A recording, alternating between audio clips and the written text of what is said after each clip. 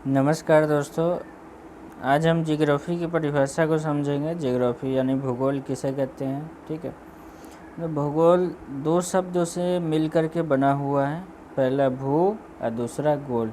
भू का अर्थ होता है ज़मीन यानी कि पृथ्वी से है, और गोल का अर्थ होता है गोलाकार स्वरूप से यानी कि गोलाकार आकृति या शेप से होता है। ठीक है, अब हम समझते हैं भूगोल को अंग्रेजी में जियोग्राफी कहते हैं। जियोग्राफी हमारा अंग्रेजी शब्द है जो कि ग्रीक भाषा से लिया हुआ है। ग्रीक भाषा जियोग्राफिया से लिया हुआ है। जियोग्राफिया मतलब जियो का अर्थ पृथ्वी और ग्राफिया का मतलब होता है लिखना, इसी को हम कहते हैं जियोग्राफी।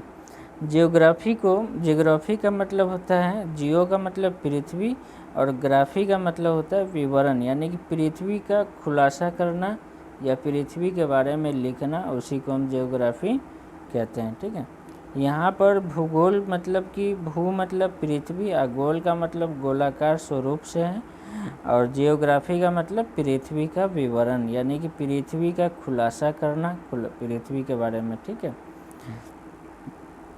अब हम समझते हैं जियो प्लस लोजिया। लोजिया का मतलब होता है अध्ययन करना। जियोलॉजिया यानी कि पृथ्वी के बारे में अध्ययन करना, स्टडी करना, उसे हम कहते हैं जियोलॉजिया।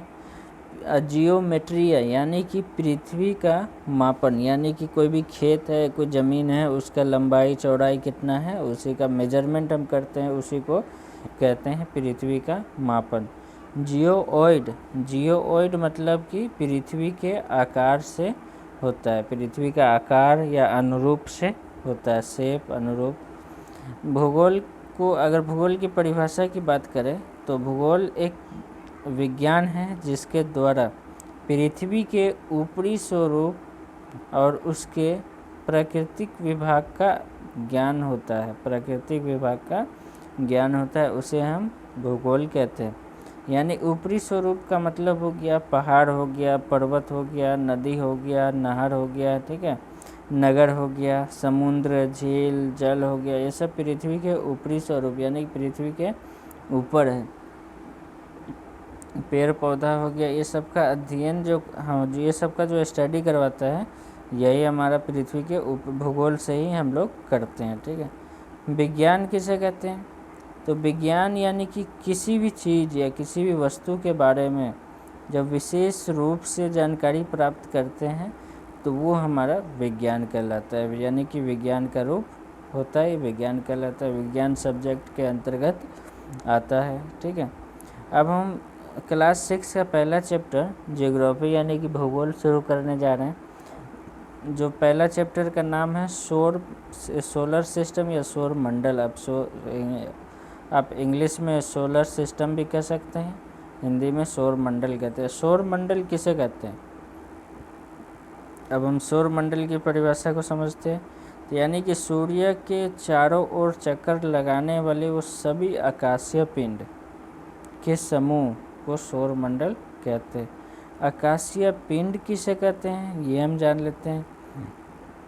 तो आकाशीय पिंड यानी कि सूर्य, चंद्रमा तथा वे सभी वस्तुएं जो रात के समय आसमान में चमकती है वो खगोलीय पिंड यानी कि आकाशीय पिंड कहलाती है। आकाशीय पिंड को ही खगोलीय पिंड कहते हैं और अंग्रेजी में इसे सेलेस्टियल बॉडीज कहते हैं। ठीक है, अब हम समझते हैं पूर्णिमा किसे कहते हैं। पहले हम समझते हैं सौर मंडल शब्द की उत्पत्ति। ठीक है, तो पौराणिक रोमन कहानियों में सोल शब्द का उपयोग किया गया था। ठीक है, सोल शब्द से हुई थी, यानी सोल शब्द का उपयोग किया गया था। यानी सोल शब्द का अर्थ होता है सूर्य देवता, यानी कि सूर्य का भगवान, यानी कि सूरज भगवान। ठीक है, सूर्य देवता, सन गॉड इसे अंग्रेजी में कहते हैं। यानी सूर्य देवता, सोल शब्द का अर्थ होता है सूर्य देवता से किया गया था। और सूर्य देवता यानी सूर्य के परिवार को सौर मंडल कहते हैं। ठीक है, यानी कि सोल शब्द का मतलब होता है सूर्य देवता, और सूर्य देवता के परिवार को सूर्य देवता का मतलब सूर्य से होता है, और सूर्य देवता के परिवार को हम सौर मंडल कहते हैं। ठीक है, तो सौर मंडल से हुआ था। अब हम समझते हैं पूर्णिमा किसे कहते हैं। यानी कि पूर्ण का मतलब होता है पूरा, यानी कि जिस दिन पूरा चंद्रमा वाली रात होती है उसे हम पूर्णिमा कहते हैं। ठीक है, लगभग महीने में एक बार देखने को मिलता है हमें। ठीक है, 15 दिन के बाद अमावस्या की रात आती है। अमावस्या मतलब कि नए चंद्रमा वाली रात्रि को हम अमावस्या कहते हैं। उस दिन नया चांद का निर्माण होता है, नया चांद बनता है, उसी को हम अमावस्या कहते हैं। ठीक है, अब हम समझते हैं खगोलीय पिंड। खगोलीय पिंड यानी कि आकाशीय पिंड का अध्ययन करने वाले को खगोल शास्त्री हम कहते हैं। इसे अंग्रेजी में एस्ट्रोनॉमर्स कहते हैं। ठीक है, यानी कि खगोलीय पिंड एवं उसकी गति के संबंध में अध्ययन करने वाले को कहते हैं खगोल शास्त्री। ठीक है, प्राचीन भारत के प्रसिद्ध आर्यभट्ट थे खगोल शास्त्री, जो कहते थे कि सभी ग्रह तथा चंद्रमा प्रवर्तित सूर्य प्रकाश के कारण चमकती, यानी कि सभी ग्रह और चंद्रमा सूर्य के प्रकाश के कारण चमकती है। ठीक है, ये किसने कहा था? तो प्राचीन भारत के प्रसिद्ध, यानी कि उस समय के प्रसिद्ध आर्यभट्ट ने कहे थे। ठीक है, अब हम समझते हैं सौर प्रज्वाल किसे कहते हैं। तो दूरबीन की सहायता से आप इसे देख सकते हैं। जो सूर्य की सतह से, यानी कि सूर्य का जो सतह वाला भाग है, ज़मीनी भाग, सूर्य के सतह से जो आग की लपटें दिखाई पड़ती है उसे हम सौर प्रज्वाल कहते हैं। ठीक है, नक्षत्र मंडल किसे कहते हैं? कॉन्स्टलेशन, अंग्रेजी में इसे कॉन्स्टलेशन कहते हैं। रात्रि के समय आसमान में तारों के समूह द्वारा बनाई गई विभिन्न आकृतियों को नक्षत्र मंडल कहते हैं। यानी कि आसमान में तारों के द्वारा जो अलग अलग आकृतियाँ जो बनाई गई है, उन आकृतियों को हम, यानी कि विभिन्न आकृतियों को, यानी उन आकृतियों को हम नक्षत्र मंडल कहते हैं। जिसमें से अर्सा मेजर या बिग बेयर, अर्सा मेजर या बिग बेयर है ना, जो बहुत आसानी से पहचान में आने वाला एक नक्षत्र मंडल है। और अर्सा मेजर का ही भाग सप्तऋषि। ठीक है, सप्तऋषि का मतलब 7 तारों का समूह, या 7 तारों का समूह है जो उत्तर दिशा में नज़र आता है। ये अर्सा मेजर का ही भाग है। सप्तऋषि मतलब कि सप्त का मतलब होता है 7 और ऋषि का मतलब होता है संत, यानी कि संतों से, यानी संत मतलब जो ज्ञानी लोग होते हैं उसे हम संत कहते हैं संस्कृत के भाषा में। तो यानी कि संतों से लिया गया। भारतीय विद्वान ने इसका नामकरण ऋषियों के नाम पर किया था। ठीक है, यानी कि ज्ञानियों के नाम पर किया था, जो कि इस प्रकार है, हम समझ लेते हैं। ऋतु, पुलह, पुलस्त्य, अत्रि, वरिष्ठ, अंगिरा एवं मरीचि। ठीक है, यूनानी ग्रंथों में इसी ऋषियों को alpha, beta, gamma, delta, epsilon, एटा एवं जेटा कहा जाता था। ठीक है, ऋतु एवं फूला को मिलाने वाली रेखा उत्तर दिशा का सूचक है। यानी कि ऋतु एवं फूला तारों का आकृति वालों को मिलाने वाला सूचक, तारों को मिलाने वाला रेखा को, ठीक है, ऋतु एवं फूला को मिलाने वाली, यानी कि ये तारों का नाम है। ठीक है, उसी तारों के समूह का नाम है, और उसी तारों को मिलाने वाली रेखा को उत्तर दिशा का सूचक कहा जाता है। सूचक मतलब कि इंडिकेट करने वाला। ठीक है, वो बताने वाला। ठीक है, आगे हम समझते हैं ध्रुव तारा यानी कि पोल स्टार। प्राचीन समय में लोग रात्रि के समय दिशा का निर्धारण तारों की सहायता से करते थे। उत्तरी तारा उत्तर दिशा को बताता है, इसे ध्रुव तारा भी कहते हैं। ठीक है, यानी कि आप समझ सकते हैं इसे उत्तर दिशा को उत्तरी यानी कि उत्तर को ये कैसे बताता है, ठीक है। तो आपका जो पृथ्वी है, मान लीजिए कि आपका जो पृथ्वी है, ठीक है, आप ऐसे समझिए, सॉरी,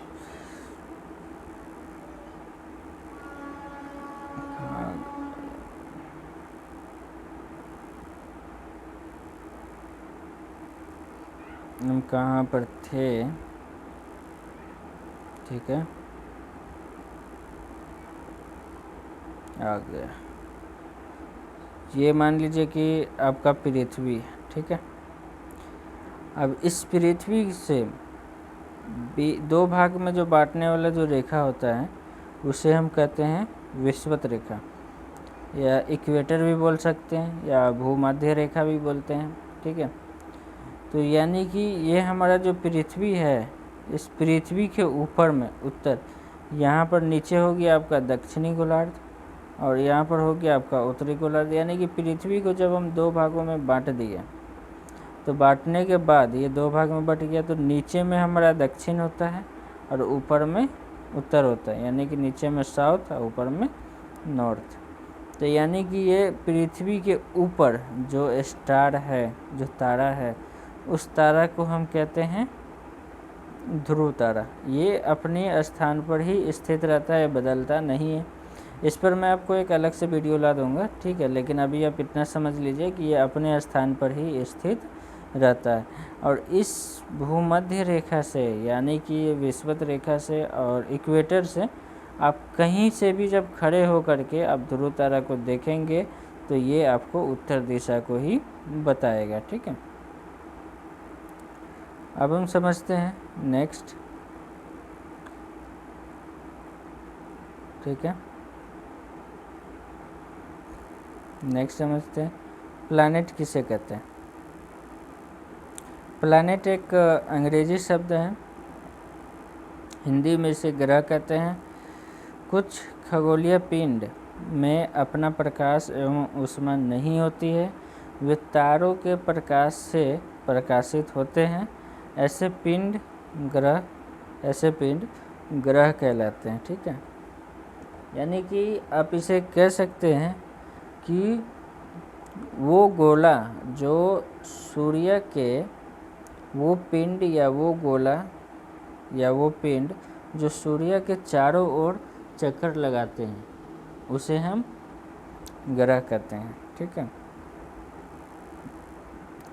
यानी कि ग्रह कहते हैं। प्लैनेट आप समझते, प्लैनेट अंग्रेजी शब्द है जो ग्रीक भाषा से लिया गया है, ग्रीक भाषा के प्लेनेटाई शब्द से लिया गया। इसका अर्थ होता है, प्लेनेटाई शब्द का अर्थ होता है, मतलब होता है परिभ्रमक करना। परिभ्रमक मतलब कि चारों ओर घूमने वाला।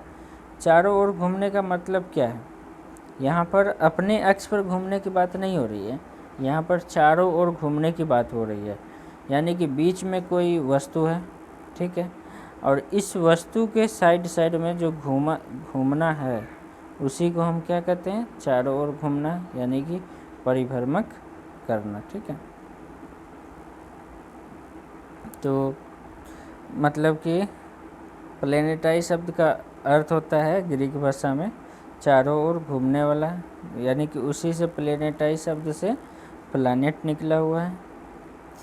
ऐसे 8 ग्रह हैं जो चारों तरफ घूमते हैं, जिसका नाम है बुध ग्रह, अंग्रेजी में इसको मरकरी कहते हैं, शुक्र ग्रह, वेनस, पृथ्वी, अर्थ, मंगल यानी Mars, Brihaspati, Jupiter, Shani, Uranus और नेपच्यून, ठीक है।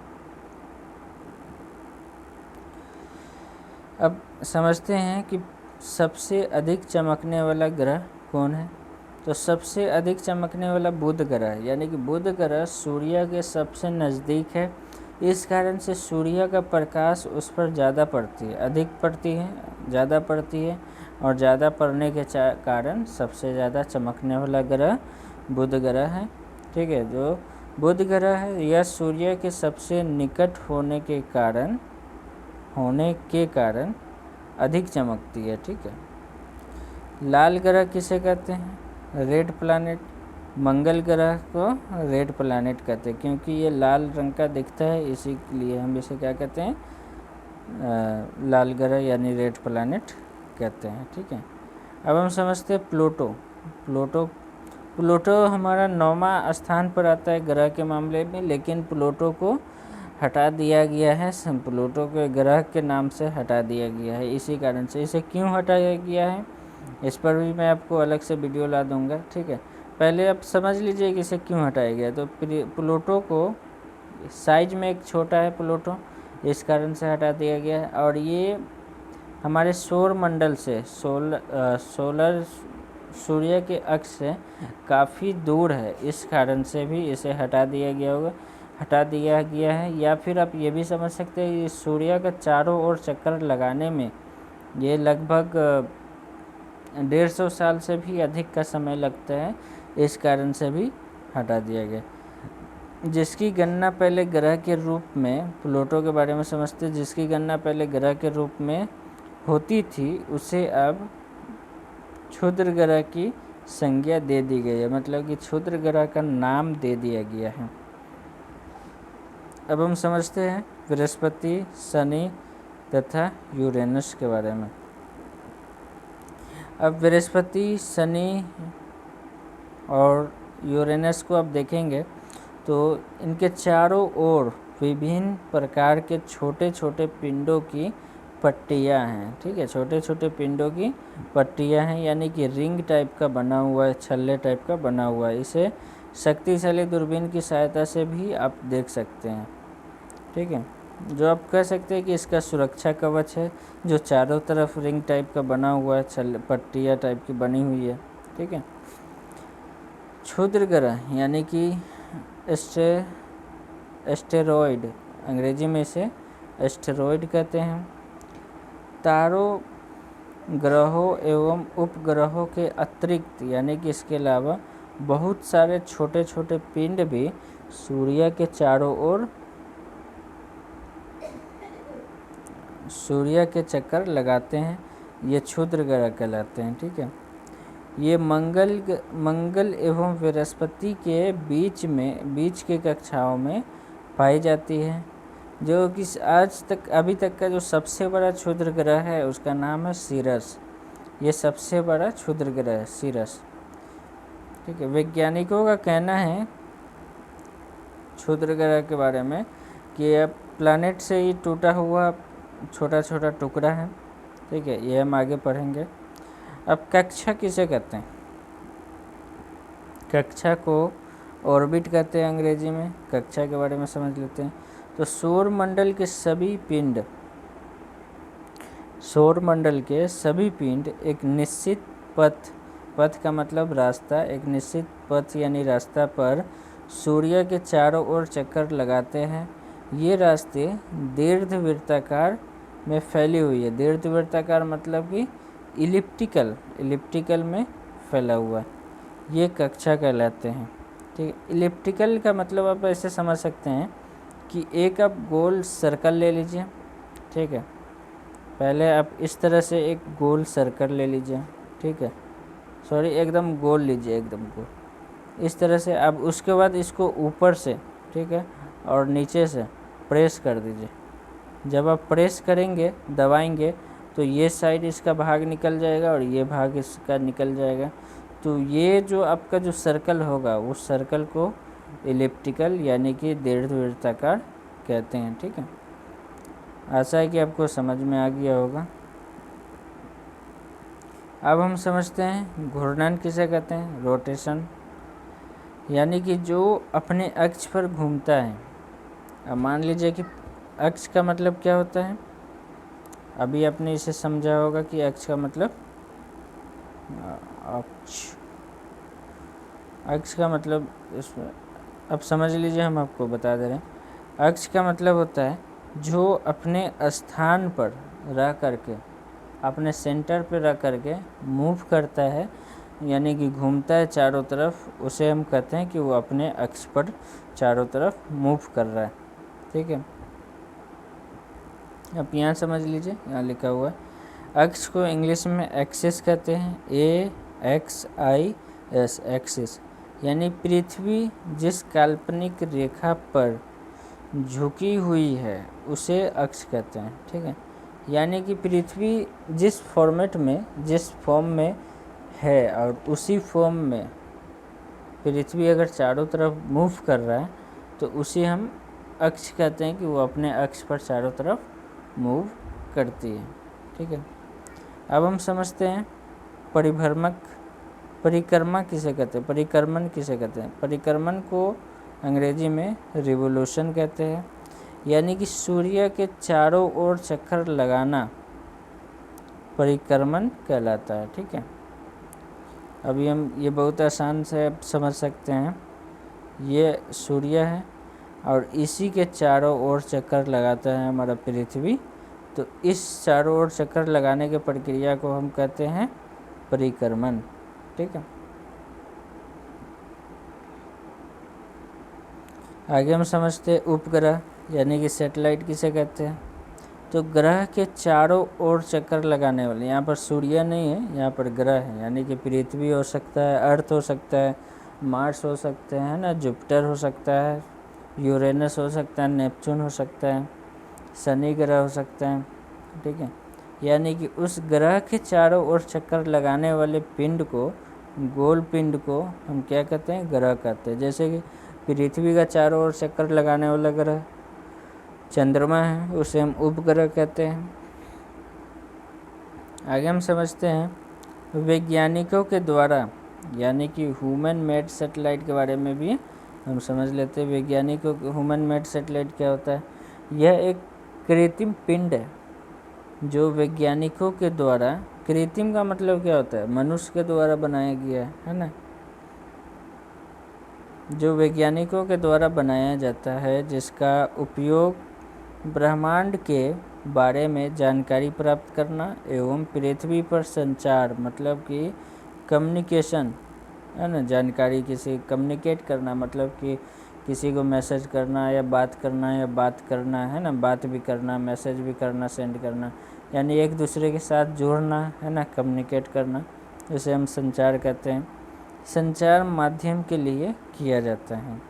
इसे रॉकेट के द्वारा अंतरिक्ष में भेजा जाता है एवं पृथ्वी की कक्षा में स्थापित कर दिया जाता है।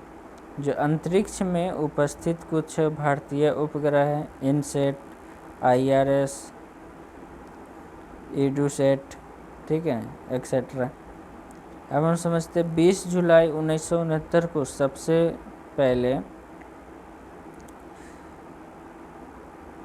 पहले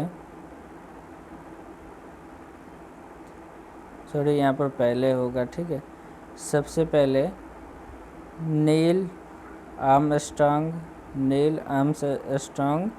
जो चंद्रमा पर कदम रखे थे, जो चंद्रमा पर गए थे सबसे पहले 20 जुलाई 1969 को। ठीक है, अब हम समझते हैं तारा किसे कहते हैं, स्टार। यह एक खगोलीय पिंड है जो बड़े आकार एवं गर्म गैसों से बना है।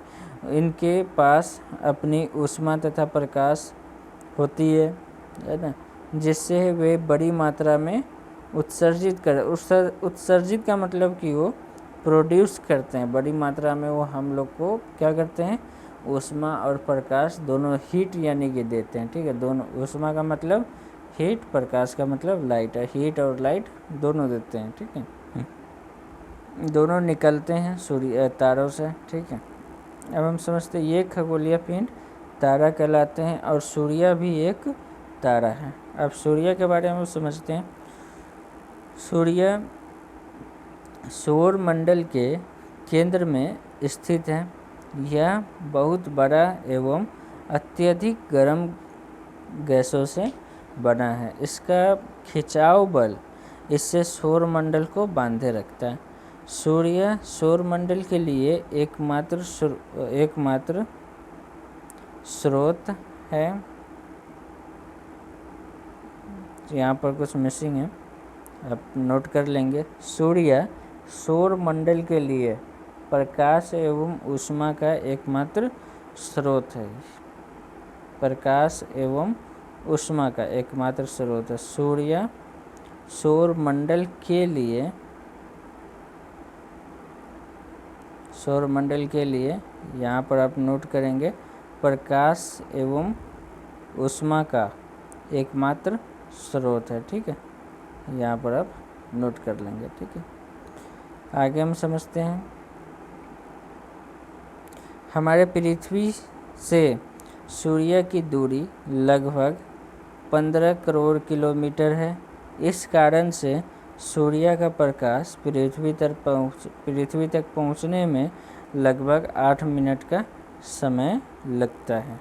ठीक है, अब हम समझते हैं कि प्रकाश यानी कि लाइट का स्पीड क्या है, प्रकाश की गति या स्पीड। ये तो इसमें नहीं लिखा हुआ है, ठीक है, लेकिन हम समझ लेते हैं। लाइट स्पीड, ठीक है, लाइट स्पीड 3 लाख किलोमीटर पर सेकेंड। 3 लाख किलोमीटर पर सेकेंड, मतलब कि समझ रहे हैं, एक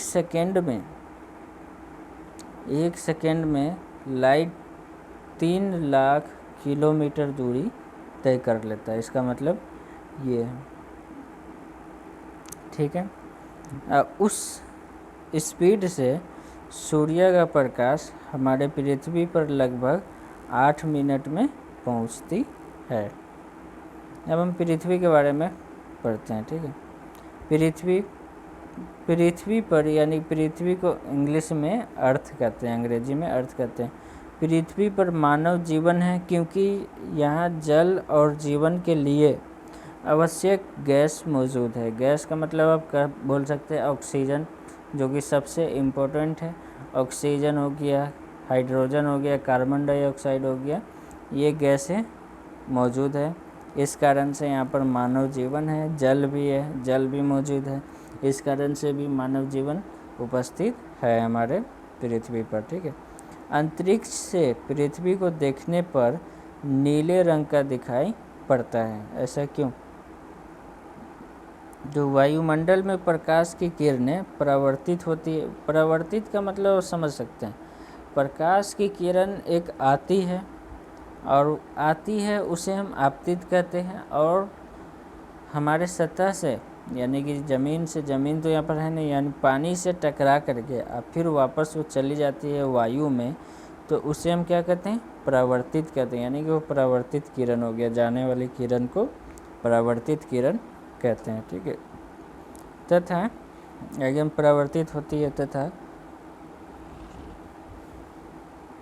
समुद्र से नीले रंग का परावर्तन सर्वाधिक होता है। समुद्र की सतह से नीले रंग का परावर्तन सर्वाधिक होता है। नीले रंग का सबसे अधिक होता है, ज़्यादा होता है, उसे हम कहते हैं। ठीक है, चूँकि पृथ्वी एक 71 यानी 71% भूभाग, पृथ्वी का 71% भूभाग जल से भरा हुआ है, जल से घिरा है, तथा 29% स्थल भाग है जिस पर मानव रहते हैं। 29% में भी मानव नहीं रहते हैं। 29% में कहीं पर पहाड़ है, कहीं पर पठार है, कहीं पर नदी है, कहीं पर जंगल है। ठीक है, उस 29% से भी कम भाग में मानव जीवन है। कहीं पर रेगिस्तान है, मरुस्थल, रेगिस्तान को ही मरुस्थल कहते हैं। ये सब हम आगे पढ़ेंगे, फिर हम समझेंगे। ठीक है, अभी हम समझ लेते हैं आगे। इसलिए जलीय भाग अधिक होने के कारण प्रकाश का परावर्तन अधिक होता है, जिससे यह नीला ग्रह दिखाई देता है।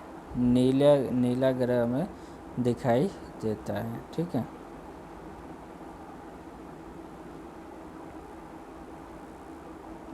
अब हम आगे समझते हैं चंद्रमा के बारे में, मून के बारे में।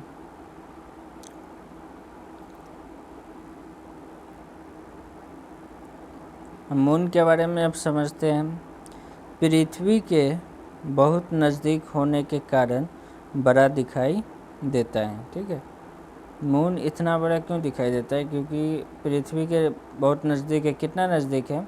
लगभग अब समझ लीजिए कि 3,84,400 किलोमीटर दूर है। इसी कारण से मून हमें बड़ा दिखाई देता है। ठीक है, अब चंद्रमा का प्रकाश पृथ्वी पर लगभग 1.25 सेकेंड में पहुंचता है। चंद्रमा पृथ्वी से लगभग 3,84,400 किलोमीटर दूर है।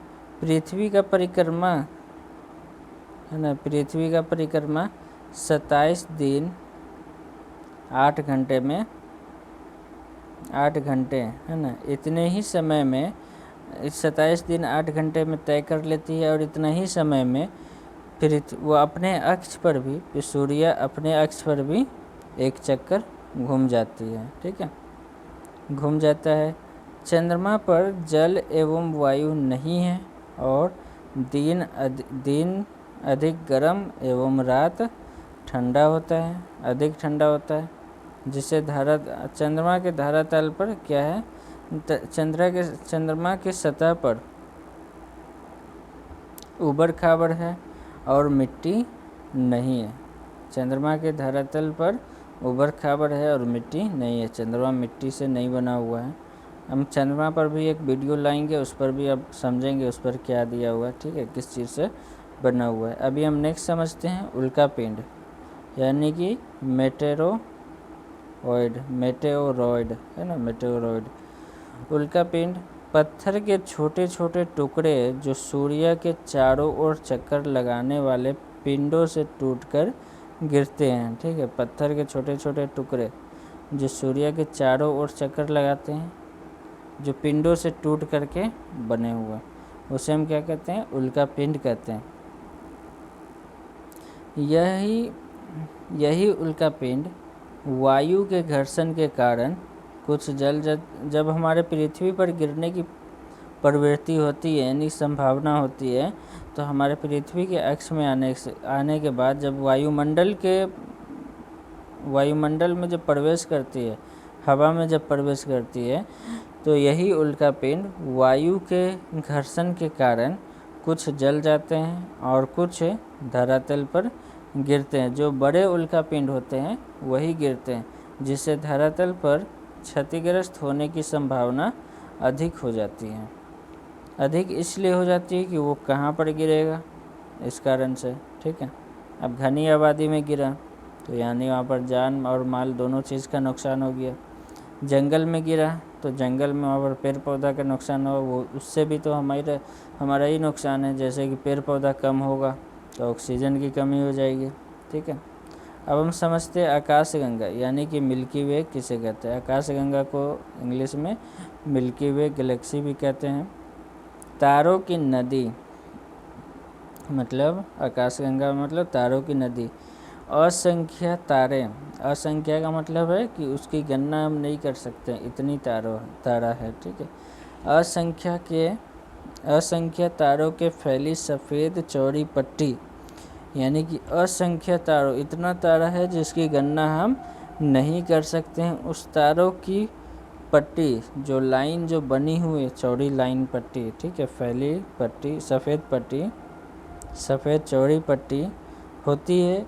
इसकी कल्पना आकाश में प्रकाश की बहती नदी से की गई थी। मतलब कि बहती हुई लाइट से, बहती हुई नदी, यानी नदी किस चीज़ से, पानी से बहता है, लेकिन यहाँ पर नदी लाइट से बह रही है, प्रकाश से, बहती हुई प्रकाश से की गई थी आकाशगंगा, उसे हम आकाशगंगा कहते हैं। ठीक है, आकाशगंगा करोड़ों तारों, बादलों तथा गैसों की एक प्रणाली है। अब हम समझते हैं ब्रह्मांड किसे कहते हैं। ब्रह्मांड को इंग्लिश में यूनिवर्स कहते हैं। यूनिवर्स मतलब कि लाखों आकाशगंगाएं मिलकर एक ब्रह्मांड का निर्माण करता है।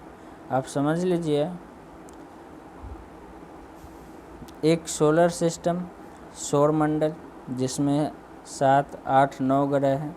इससे आगे भी होगा, शायद वैज्ञानिक अभी तक पता नहीं लगा पाई है। ठीक है, आगे भी होगा, उससे आगे आप निकलते हैं। ठीक है, उसके बाद मिल्की वे गैलेक्सी आता है, आकाशगंगा आता है, जिसमें लाखों तारा है। और लाखों तारा, यानी कि एक तारा के पास समझ लीजिए कि 9 ग्रह है। और उसके बाद जब आगे निकलते हैं तो आगे लाखों अब आकाश गंगा में जब प्रवेश करते हैं तो उसमें लाखों तारा, यानी लाखों तारा के पास न जाने कितना प्लानेट होगा, कितना ग्रह होगा, ठीक है। उसके बाद लाखों आकाश गंगा मिल करके, यानी कि लाखों तारा वाला आकाश गंगा और लाखों आकाश गंगा मिल करके एक यूनिवर्स का निर्माण करता है। यूनिवर्स यानी कि ब्रह्मांड का निर्माण करता है। अब यानी कि इससे आगे भी संभावना है वैज्ञानिकों को कि इससे आगे भी ब्रह्मांड होगा। जैसे कि आप इसे समझ सकते हैं, आप समझ सकते हैं कि मान लीजिए कि एक अंडा है, अंडा को आप किसी बर्तन में रखे हुए हैं, ठीक है, और उस बर्तन के नीचे तो भी कोई भी चीज़ है, ज़मीन है, ठीक है, यानी घर है, और घर का नीचे, घर का सतह क्या होता है, ज़मीन है। इसी तरह ब्रह्मांड जो है, पूरा जो ब्रह्मांड है उसका भी कुछ ना कुछ तो होगा, ठीक है, यानी कि वो भी ब्रह्मांड तो किसी स्थान पर तो होगा, यानी कि वो जिस भी स्थान पर है तो भी कुछ ना कुछ होगा, ठीक है। तो उसी को, यानी कि जो उससे आगे जो संभावना की जा रही है उसे मल्टी यूनिवर्स कहा जा सकता है कि होगा। हालांकि वो मैं इसमें नहीं नोट किया हूँ, लेकिन इससे एक और वीडियो आएगी, उस पर हम इस पर चर्चा करेंगे। तो ये चैप्टर हमारा यहीं पर समाप्त होता है। अब हम नेक्स्ट चैप्टर पढ़ेंगे, ठीक है। थैंक यू, जय हिंद।